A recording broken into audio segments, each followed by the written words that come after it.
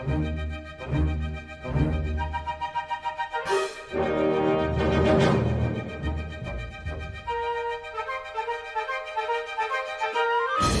episode is titled Birds of a Feather, came out on February 8th, 1993, directed by Frank Parr, story by Chuck Menville, and written by Bryn Stevens. Animation by Dong Yang with layouts by Mr. Big Cartoons. Featuring Kevin Conroy as Batman Bruce Wayne, Paul Williams as the Penguin, Bob Hastings as Commissioner Gordon, Mary Lou Henner as Veronica Vreeland, Sam McMurray as Pierce, Neil Ross as Jake, and Danny Wells as the prison guard. Honorable mentions here. Dong Yang animated this episode, and they previously produced the episodes that we reviewed, which were Joker's Favors, Nothing to Fear, Appointment in Crime Alley, Eternal Youth, Two-Face Part 2, I've Got Batman in My Basement, The Forgotten, See No Evil, The Cape and Cow Conspiracy, Perchance a Dream, Night of the Ninja, Tiger, Robin's Reckoning Part 2, The Laughing Fish, Terror in the Sky, and Almost Got Him! And then Mr. Big provided the layouts for this episode, and they previously worked on Joker's Wild. Mr. Big! Mr. Big Cartoons. You better watch out! Is that a song? Yeah, it's Government Mule, baby. All right, okay. How's my mule heads out there riding if you love that sweet, sweet Government Mule? Go educate yourselves, folks, on some good fucking music, baby! All right, well, from good music to good animation, what did you think of the animation in this episode? That was great. I thought it looked really good. I was really impressed that a random Penguin episode looked this good. Like, characters were really expressive. The backgrounds looked extra rich and detailed, like the streets and the alleyways. Like, when Pierce is making that drop, the alleyway, I was like, that is some really detailed Gotham alleyway. That scene was really cool.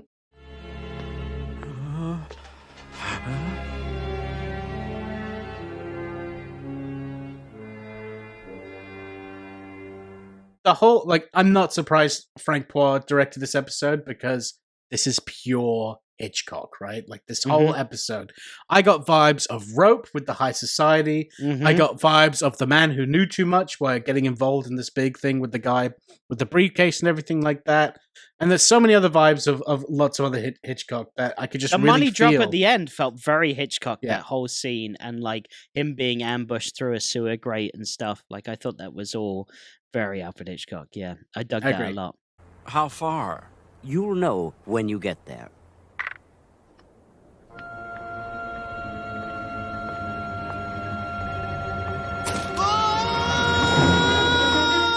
Director Frank Parr has been credited previously in our Be a Clown review, as well as being a guest on this podcast, so go back and listen to those episodes if you want to learn more about his career. Story writer Chuck Menville makes his DCAU debut in this episode, and this is his only writing credit for this show. He's also known for writing episodes of Tarzan, Lord of the Jungle, The Smurfs, and is the father to voice actor Scott Menville, who is the voice of Robin in the video game Batman Rise of Sin Tzu, as well Not as... Zindao? I used to call it Zindao. No, it's TZU, so it must be Sin Tzu. My brain just says Tao. Zindao. And also he's the voice of Robin in Teen Titans and Teen Titans Go. And the story writer Chuck Menville, he sadly passed away in 1992 at the age of 52. And young. Young. And this episode marked the last of his credited work, coming out a year after his death. Yeah, so that was, I guess, one way to go out, writing a Batman episode. And then finally, writer Bryn Stevens has been credited previously in our two-parter Heart of Steel reviews.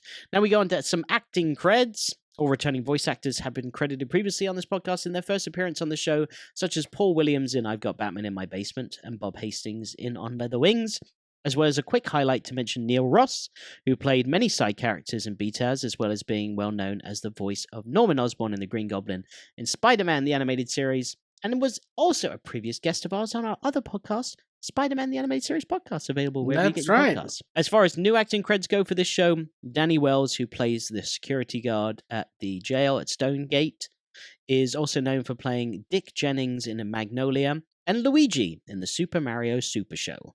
Okay. So that's a random thing, but he passed away in 2013 at the age of 72. Ah, mamma mia! That's too early. Now Pierce, the guy who plays, I'm Pierce. I really like his character in the worst ways possible, and he's played by Sam McMurray, Now, Sam McMurray will go on to voice Ernie in Joker's Millions and Harry Tully in the first Batman Beyond episode, but he's also known for his live-action roles as Don Buckman in Addams Family Values, Dr. Victor Bravenek in Breaking Bad, Glenn in Raising Arizona, Dr. John Kennedy in The Sopranos. Do you remember that whole thing where he's like, you're fucking Kennedy? He's Doug in Friends, and he's Doug? also...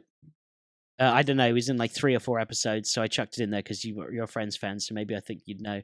But then finally, he's also Bill in National Lampoon's Christmas Vacation. He is the guy that works with Chevy Chase and is talking about their bonuses. Oh, that guy. Oh, no, guy. Doug. I know Doug is. He's Chandler's boss. There you go. Bang! And smacks him on the ass. Oh, that's right. That is him. Yeah. Yeah. So that's Pierce, Sam McMurray. Okay. He's in like loads of stuff. He's great. He's a great character actor.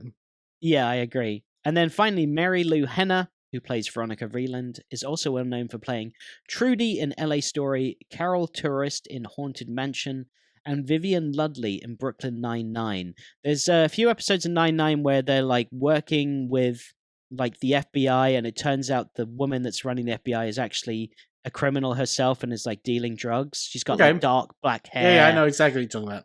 That's Veronica Vreeland. They like drink and do cocaine and stuff like that. Yes, exactly. And it ends up with Jake Peralta going to jail. Yeah, so that's who voices Veronica Vreeland. Okay, all right, cool. Utility belt of fun facts here. This episode marks the first appearance of Veronica Vreeland, a reoccurring character in this show. Bruce Timm credits storyboard artist Ronnie Del Carmen as being the star of this episode. He quotes as saying, Ronnie put a lot of time and effort into acting out these storyboard poses. Am I boring? Sorry. And he's the one that made this episode special. Okay, then we've got the Penguin. Newly freed from prison in this episode, he catches a bus. In the background of the bus sits a girl with short black hair. This is Hopi, one of the main characters from the cult comic book Love and Rockets. Storyboard artist Ronnie Del Carmen is a big fan of the comic book and put her in as an Easter egg for fellow fans. Well, this is hardly the style to which I am accustomed. Glad you like it. I just thought it was like the daughter from Beetlejuice. Yeah, she kind of looked like, but she was a bit more like punk, than goth. But yeah, I get what you mean. I noticed her, but I had no idea that was a character from a comic book. So cool. For all you Love and Rocket fans out there you go. Have to be a fucking nerd to get that reference, that's for sure. In the end credits, Penguin is incorrectly labeled as Penguin, which is weird. And I saw that with a Q instead of a G. The museum robbery. I'm looking at my keyboard. The G's in the middle of the keyboard. The Q's all the way to the left. Who did that? Penguin. What did fucking Benedict Cumberbatch type that? You ever seen that where he did a documentary? I never found that funny. Everyone was like, listen to the way he says penguin. I was like, all right, it's not that funny. Of course, gotta be cool, gotta be different. Yeah, that's my MO. I'm like, if I like this, will it make me cool and different? No, I think you're reflecting yourself on that one, bud. No, I think I got you good. All right, yeah. Next credit. You nailed me. next fun fact. I hate Benedict Cumberbatch saying penguin so I can be fucking cool. No one liked the way Benedict Cumberbatch said penguin. Everyone thought they did. Only Snowflakes doesn't like it. If you thought that was cool, then you're a fucking loser. You're just making this as an excuse to have a drink now. I don't need an excuse, bud.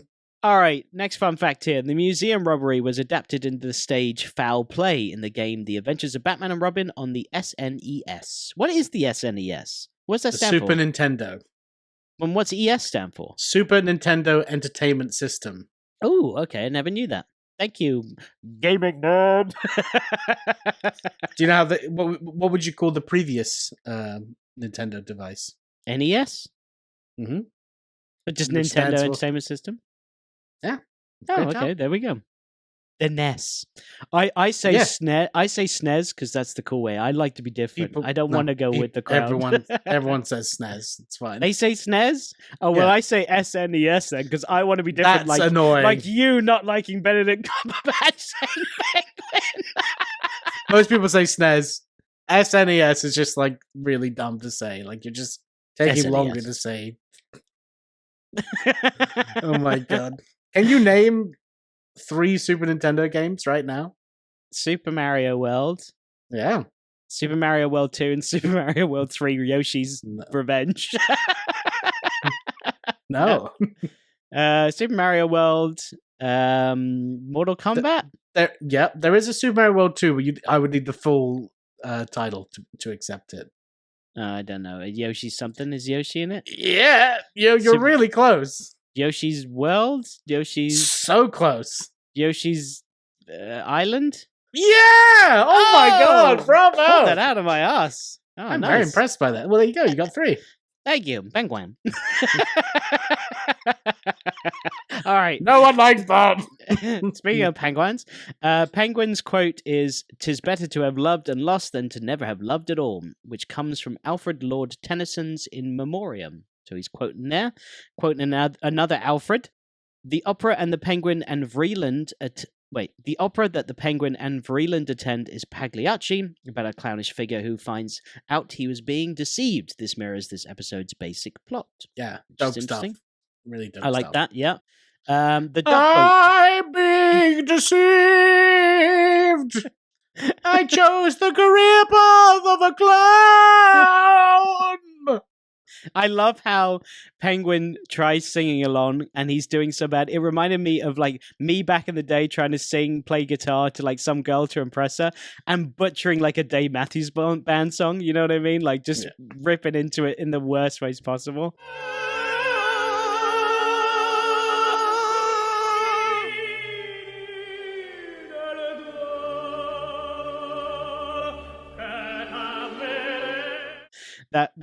That's the old me. Yeah, I'm still in there somewhere. I do it in the privacy when no one's around now, not you're to like, impress someone. Hey, babe, check this out. She's like, oh, fuck. Why am I the only one that has to bear the brunt of this? Little baby! Here we have been standing for a long, long time. Right, babe? You know, I played this one for you. We saw it live. I do like how the way Penguin looks at it afterwards. I thought it was really well animated, like the love in his eyes and like the smile and the slow blink like towards her. I love the Roman nose line as well that he brings up later on. And fun facts here, just finishing them off. The duck boat from Batman Returns makes an appearance in this episode. However, yeah, but it's like really grumpy, right? Like it's like, I'm the duck boat. Time to disembark. Don't forget your luggage. And it also resembles more of a rubber duck than the mechanical one used in the film. Does.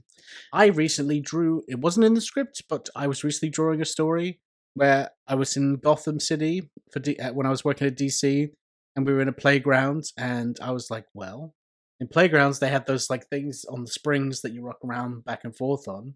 Oh, yeah? So I drew the duck from Batman Returns. Will the colorist color it that way? I have no idea. Oh, cool. But I drew it like that, and I'm sure when I see the colors and it's not right, I'll go, well, you fucked that one up.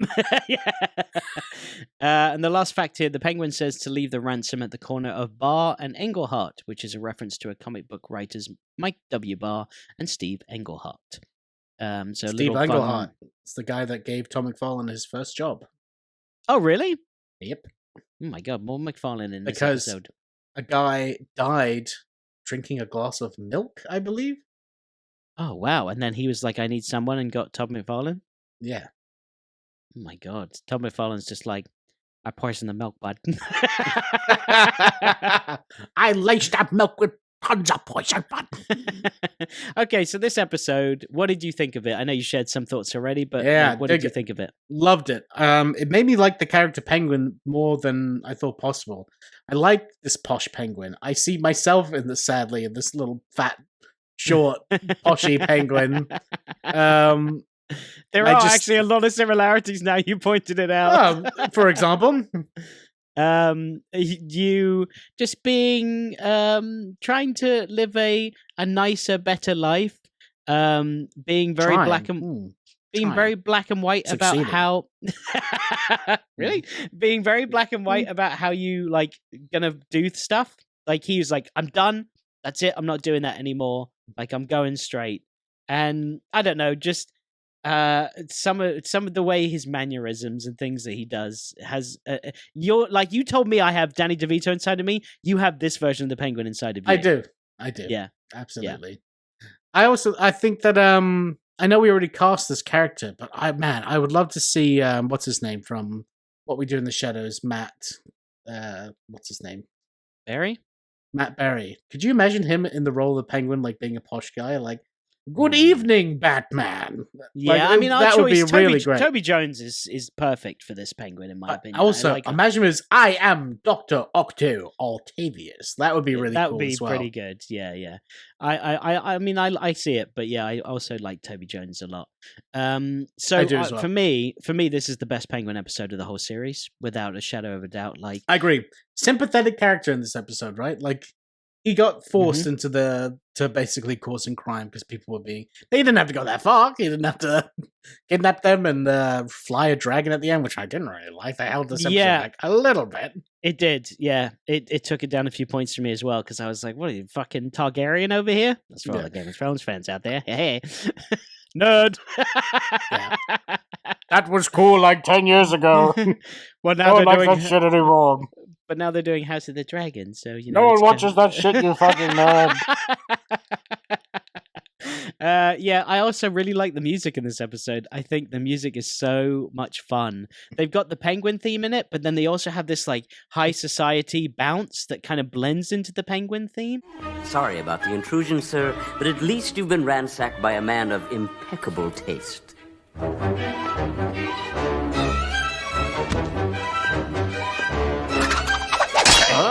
I love all of that. I think that works so well for the Penguin. And yeah, I was like watching this episode being like, holy shit, this is really good. And I'm surprised at how good it is. Does not feel like a children's cartoon one bit. It's pure adult level entertainment, I would say. There's not much Batman in it, right? Like he's barely in it. But there's still like cool Gordon stuff. And Batman's like in the shadows a lot in this episode as well. And it's just a good episode. It's just a good episode of Batman the Animated Series. So thank you for listening, folks. That's all we gotta say. It's good. Well, there's some more I want to talk about. Like, during the museum heist, I noticed that Penguin has the same two goons that he had in I've Got Batman in My Basement. Those two guys are working with him still. I love how one of the goons is caught staring at the painting in deep thought as well. I was like, oh, that really moved him. That was sweet. Yeah. I also loved his what Penguin says there, where he's like, oh, you should be happy that you're being robbed by a man with such exquisite taste, or whatever he says. Like, I love that. He's like, I'm robbing you, but like, I like this stuff, man. It's dope. I do dig how much he takes pride in like what he steals and such. We see Stonegate Penitentiary again in this episode. We haven't seen it since it was being built in Pretty Poison, when Poison Ivy was locked up there. And I love the entire sequence of Penguin leaving that prison too, like the whole cream of society being curdled, gagged by the That's guard. A great line. What's the matter, Penguin? Maybe the cream of society's curdled, huh?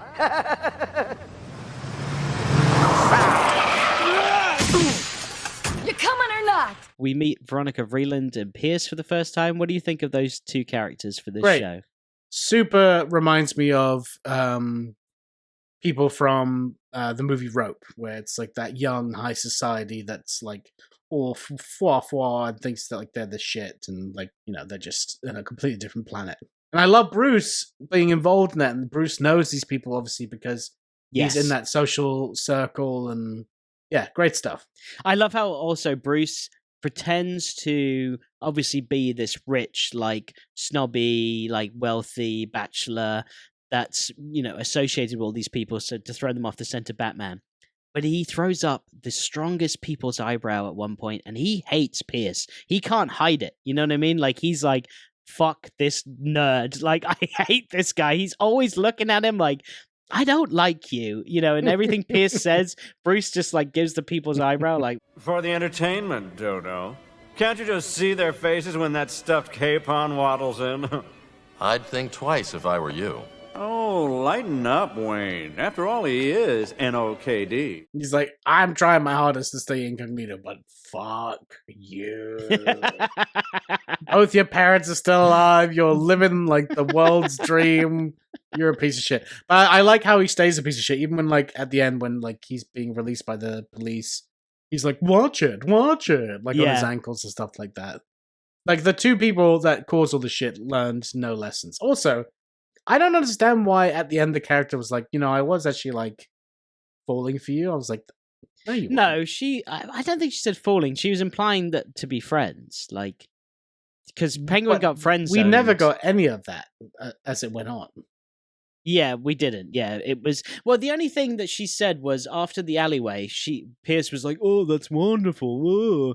And she's like, "I thought it was actually quite sweet that a man came to my rescue and stuff." Like, oh right, that was the turning point when he protected her from the thugs. Yeah, yeah. That's so a great scene with that. Batman being like, you did this and he didn't. That's fun stuff. I knew you couldn't stay clean for more than one day. Let him go. He didn't do anything. It was those brutes. He wasn't with them? That's right, you vulgar vigilante. In my day, I associated with a much higher class of riffraff. Yeah, do you think in that scene, though, Batman was having, like, flashbacks to his parents? Because it's a dark alley. It's like there's a necklace involved. There's two people in danger. He's like, oh my God, it's happening again. Just does a Tommy gun, like, ah!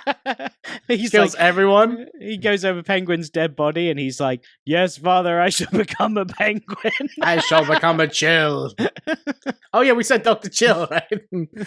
I love that Dr. Chill is secretly Joe Chill. Bum, bum, bum. Big revelation. So, where are we here? Oh yeah, the one thing I also wondered if the BTAS crew knew about Max Schreck's character from Batman Returns, because I thought he would have been perfect as like a little cameo in this episode. Like this would be the episode to put him in the background, or a brief line from him or something like that, if they were to ever do that. Doesn't make sense because the Penguin's involved in that storyline. True. Yeah. They're keeping it. I know it's a separate universe, but I think that would probably confuse people. Yeah, I guess so. Yeah, it's weird how they were like, yeah, make it look like Danny DeVito's Penguin, but it's not Danny DeVito's Penguin. It's like, what? But yeah, I love that we're doing it because we don't want to confuse anybody. So make it look like Danny DeVito, kinda, but like posh, What? Posh guy, short, fat flippers from the books? No. From the movie. Personality from the books, sure. Kinda 66 at the same time. Just don't confuse people. That's all I'm asking. God, you're confusing me. Just don't you get it right? God. I do love that the Penguin thinks that all the villains are going to be hiding and waiting to pop out and surprise him when he gets home. Like, can you imagine the villains trying to plan a surprise party for Penguin during all of that? Like Two-Face is like, all right, you hide behind this 2-seater. He'll be here in 2 minutes, guys. 2 minutes and counting. He's been waiting all night to say that line. Joker's just like already let off all the gags and like all the toys and everything. He's just having a laugh at that. He's made all the balloon animals and things. Yeah. Killer Croc's just made the place smell like sewage. I brought takeout. I found it on the way here. I brought my special sauce. Really bring it all together. What is it? It's sewage. Fresh. I also love that Penguin lists the villains where he's like, Joker, Two-Face, Croc. Like, he's listing all the people he just played poker with in the previous episode. I was like, they're mates. Like, that's fun. I like that. Say, who's there? Two-Face? Croc? Joker, old shoe. None of the above, Penguin. So yeah, the restaurant scene is great. Penguin telling bad jokes and like scaring off customers. And I guess he just ordered raw fish from the kitchen because he's just eating raw fish. I love the Italian guy's face when the customers walk away and he like turns around and looks at Penguin. His face is so like shrunken into the middle of his face, like, oh, you motherfucker. I'm like, oh, do you have a steak in this restaurant, mate? Like, you're just the fucking maitre d'. Yeah, exactly. There's also a rich couple that walks out and the husband says to the wife, come along, Binky, we've already been robbed once this year. And I was like, Binky? First of all, like, where did that nickname come from? I don't think I want to know. I think it's because, as you know, coming from a posh family, people have silly names for like their loved ones. Like, that's true. Like our grandfather called our aunt Ponky, That's true, that he did. So, and also in Succession, he calls Shiv Pinky. Yeah, so it's like... Why do they all ponky, binky, pinky? Because it comes from a high society, like silly. There's a lot of silliness in high society, so I think it comes from that. You're called Wig, I'm called Wob. Like, you're Wig, I'm Wob. Like, that's weird. Wobbler, Wiggler. Wiggler? Because you wiggled and I wobbled. Yeah, Wiggler. Yeah, I guess so. You were probably like jerking off as like a fucking little baby. That's what I do now, baby. Wigging all over this joint. Wob just sounds fatter, doesn't it? Wob. Yeah, it does. You definitely, yeah. Wiggle is like getting around, but wob. You have to say it with a fat voice. Wob. You can't say it. I mean, and make it sound skinny. I was destined to be a fat guy. Like, I was skinny for so long in my young life. They named me Wobbler, and I was like, oh, I'm fat now. They're like, how are you fat, Wobbler? Like, Wobbler's fat? How? His name's Wobbler. He wobbles. I also really liked when the thugs called Penguin Fatso. Okay, you know the drill, Fatso. Wallet, jewels, cough 'em up. You insolent curs. Don't you know who I am? I haven't heard Fatso in a while, and I laughed because I was like, that is such a brutal insult. Like, to put an S-O on the end of fat and be like, Fatso, it just makes it sound fatter. It's like Wob. You know what I mean? Like, it just sounds like Fatso. You're like, oh, that's that just cuts me deep when I hear that. So if I said you're a baldzo, would that hurt more? No. Baldy, yes, but baldzo, no. But Fatso makes fat sound fatter to me. Like, putting the SO on the end of fat makes it... So you'd rather be just someone say, you're fat than Fatso? Fatso, yes. If someone was like, what are you doing here, Fatso? I'd be like, oh! Ah! If I heard that, I'd crack up. I'd be like, he is Fatso. Like, you can talk. I'm like, yeah. I know where I stand. You can talk Fatso. He's insecure about it, though. I'm cool with it. Came to terms with it many moons ago. So yeah, also when they call him Fatso, they cut to the penguin and it's a full body shot and it's just the worst angle of him where I was like, he is a Fatso. Like, look at the poor little fat guy. You seeing yourself a penguin? No. After Batman takes down the thugs as well, Penguin kisses Veronica's hand and calls her his Peach, and Batman's reaction to that is jokes where he's like, Peach, like, and also I was thinking if Batman didn't understand what that meant, where he was going off like emojis, like imagine if he's just like, Peach, that's what I send sometimes in text when I'm, doing a bit of sexting. My eggplant is firm. How water emoji are you? Let me see them melons. It's 2 melons. I'll let you keep going. What else? And I'll head explode emoji once I see that peach. I think that's all I got for sexting emojis. Well, I'm turned on. You gotta send a light bulb for that. Well, I'm turned on. Oh wow, I'm learning so many things. Yeah, I'm sorry, I don't sex my wife. I just have sex with her. You don't do the emoji sexting to warm it up? We don't talk in text, we talk in real life. Send 2 water emojis with an umbrella and a question mark. It's raining out? Not outside. I was like, babe, I said pick up peaches from the store. I'm craving for peaches. Where's the umbrella? It's peaches wet. and eggplants. We're making a weird salad. As long as you weren't bruised, my Peach. Peach? I do like how Gordon has like a little cameo in this episode, and he's the one that stands up to Pierce when they're in the office, and Pierce is just like, oh, pocket change, when talking about $1 million, and just Gordon gets in his face. He's like, listen here, you little rich twit. Like, I just love how he loses it on him and tells Pierce exactly like what we've all been thinking this whole episode. I thought that was great coming from Gordon and like not from Bruce Wayne or something, which could have easily been done. It's times like these when I wonder why we pay you people. Listen here, you simpering little twit. You were foolish enough to invite the penguin. Now it's his party. So Penguin fat shames someone in this episode as well. When he sees that woman at the party, he makes fun of her dress, calling it prison chic, and then he says, makes it look like a gathering at cell block 3, if you know what I mean. And I'm like, buddy!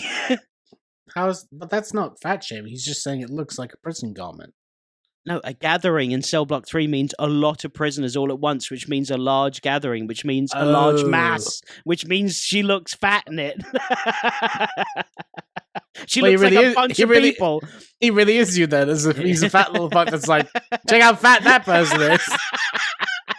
Not as fat as me, so they are fat, right, everybody? If I'm standing by proxy, I'm a skinny guy, because that's fat. Can't deny that. By the way, bud, can you no denial there.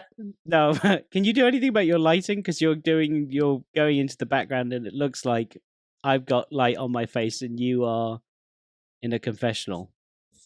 It's a bit bright, isn't it? It's not very soft. It's not very soft. It is going to dramatically change as well when you put it down. Are you satisfied? Is that better for you? Is you all right with that? Is it too... Yeah, I love it. Why, is it too bright for you? Oh. I'm Force Ghost. Force Ghost. There you go, I'm a Force Ghost now. Is that better? No, I don't want Force Ghost you. Use the lube wig.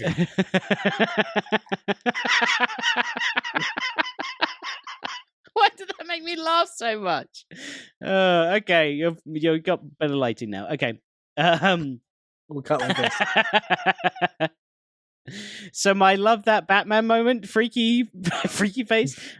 So my love that Batman moment is when Batman's silhouetted outside Gordon's office with his cape flapping in the wind. I know there was a lot of cool silhouettes, but I thought that one was the coolest, with him just standing on like the window ledge outside Gordon's office. Yeah, I agree with that. Dope. There's just one catch, Mr. Chapman. He wants you to make the drop. The drop?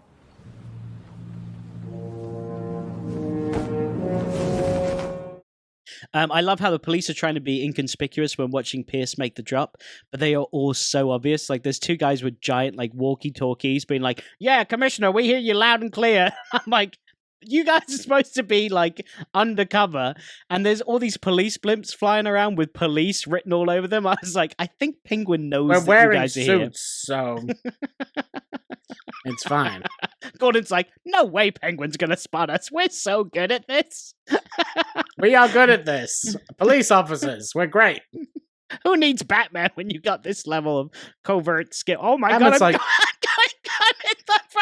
Commissioner Gordon. Commissioner Gordon. Who needs Batman when you got this level of covert skill? I'm Batman. I am vengeance. I am the night. It's all right. You do an okay one. I don't try to do a Conan. It's not in my repertoire. I have plenty of other impersonations I'm good at. All right, give me one. Are you putting me on the spot? With your freaky light. You made me put this light on. It's way too intense. I think we should, like, can you angle it away from your face? It's way too I'll make it better.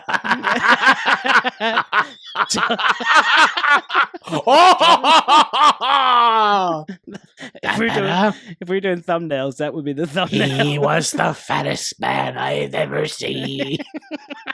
Look like a gathering in cell block 3, if you know what I mean. Okay, Two-Face, half-lit. Face-to-face to you. This episode... You wanted this, you got it. Okay. This episode also marks the first time that we see Penguin that has a sewer layer in this show. Like, we haven't seen that yet. That's obviously very much from Batman Returns, Danny DeVito having that. So I know it comes back once, maybe twice more in this show. But yeah, I thought his sewer layer was cool. I like him having a sewer layer. I know that's a total Tim Burton thing. Are you saying layer or lair? Layer. L-A-I-R. Lair. Can you not say layer as well? I've got a... When you say layer, I picture like a layer, like a layer of like an onion. Yeah. Can I say layer, or is it only layer? I'm in my underground layer. Is it under multiple grounds? Yeah, it's underground. It's the lower layer. Well, let's hear this. Why can't it fucking play? Lair. Oh no. Lair. Not I think layer. you're thinking of Dr. Evil, my underground layer. Layer. Yeah, I am. That's exactly what I'm probably thinking of. My underground layer. Is that what the American way of saying it? I think so, yeah. Because she just said layer there. Princess Leia. Oh, is that what you typed? That's right. Just follow my mellifluous chirp.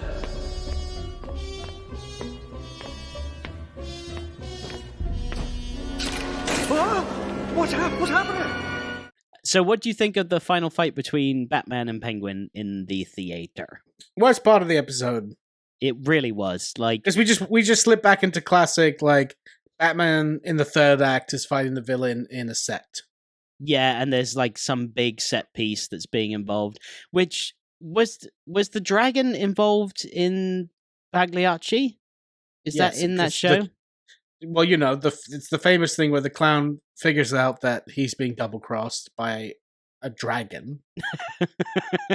So he's going to kill the dragon with a dagger and then kill himself. Oh, okay. So that's that. Okay, that makes I total sense. killed the dragon!